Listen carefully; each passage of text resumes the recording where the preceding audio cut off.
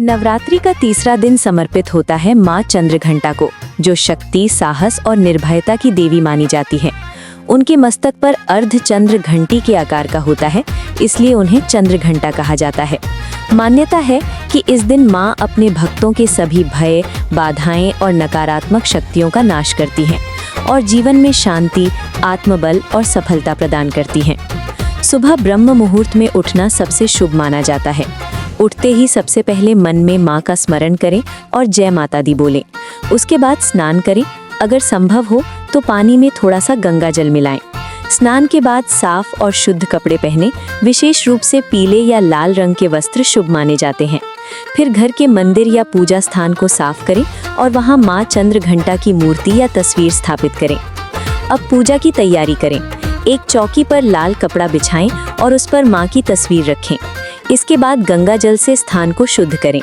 माँ को पीले या लाल फूल अर्पित करें, फल, नारियल और मिठाई चढ़ाएं। घी का दीपक जलाएं और धूप बत्ती लगाएं। इसके बाद हाथ जोड़कर सच्चे मन से माँ का ध्यान करें और मंत्र ओम देवी चंद्रघंटाय नमः का कम से कम 11, 21 या 108 बार जाप करें। इसके बाद दुर्गा चालीसा और माँ की आरती करें। अगर संभव हो तो घंटी जरूर बजाएं, क्योंकि माँ चंद्रघंटा को घंटी की ध्वनि बहुत प्रिय होती है।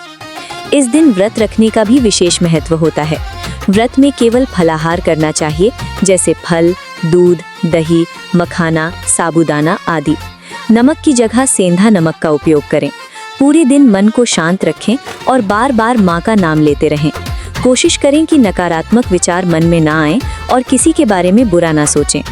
दोपहर के समय भी माँ का ध्यान करें और अगर संभव हो तो गरीबों को फल या भोजन का दान करें। ये बहुत पुण्यदायी माना जाता है। शाम के समय फिर से स्नान या कम से कम हाथ पैर धोकर साफ कपड़े पहनें और माँ की दोबारा पूजा करें।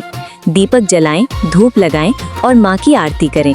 शाम की पूजा में भी भक्ति और श्रद्धा बनाए रखें और पूरे परिवार के साथ मिलकर माँ का नाम लें।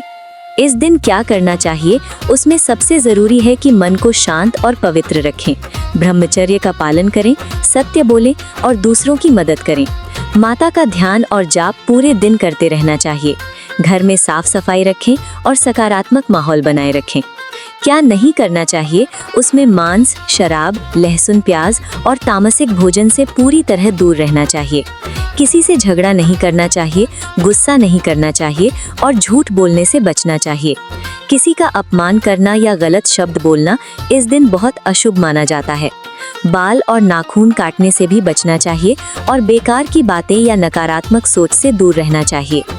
इस दिन की पूजा करने से व्यक्ति के अंदर का डर खत्म होता है, आत्मविश्वास बढ़ता है और जीवन में सकारात्मक ऊर्जा का प्रवेश होता है।